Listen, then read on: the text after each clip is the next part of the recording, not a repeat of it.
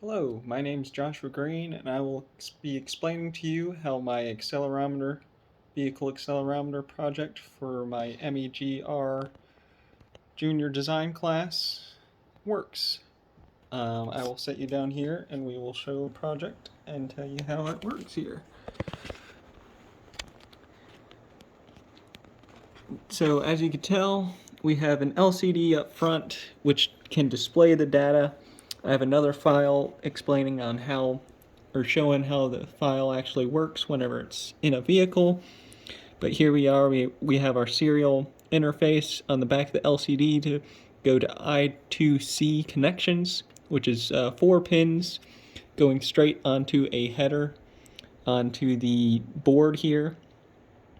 From there, we have another I2C connection to the accelerometer.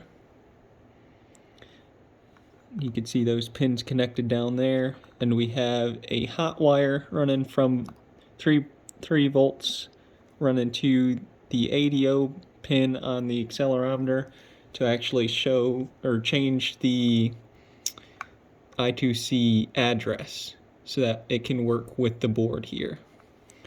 So I am using a Arduino Uno with a data logging host shield.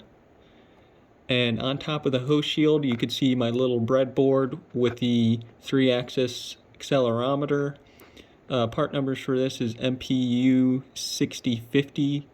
The data logging shield, it has a number HW169. Hopefully you could find it using that. And that's pretty much how this all works together. If you need to see the components individually, this is one of the LCDs with the serial interface on the back.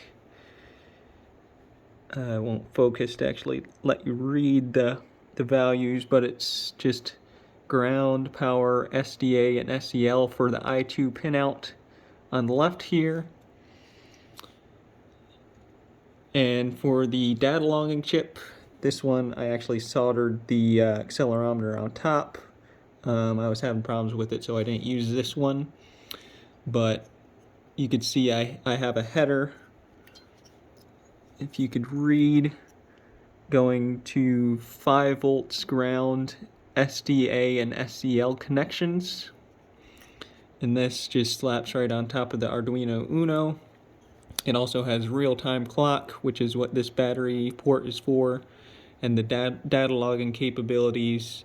I have an SD card, I don't know if you saw, plugged into the back of here, right into a CSV file that can be exported into Excel so that the plots of the G-forces can be analyzed.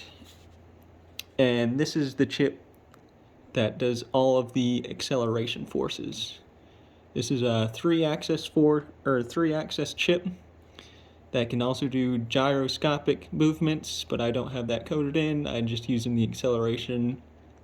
Works pretty well. Has a little bit of interference, but it's good enough for my project here. It's getting good enough results.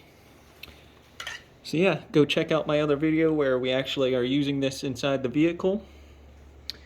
And thank you.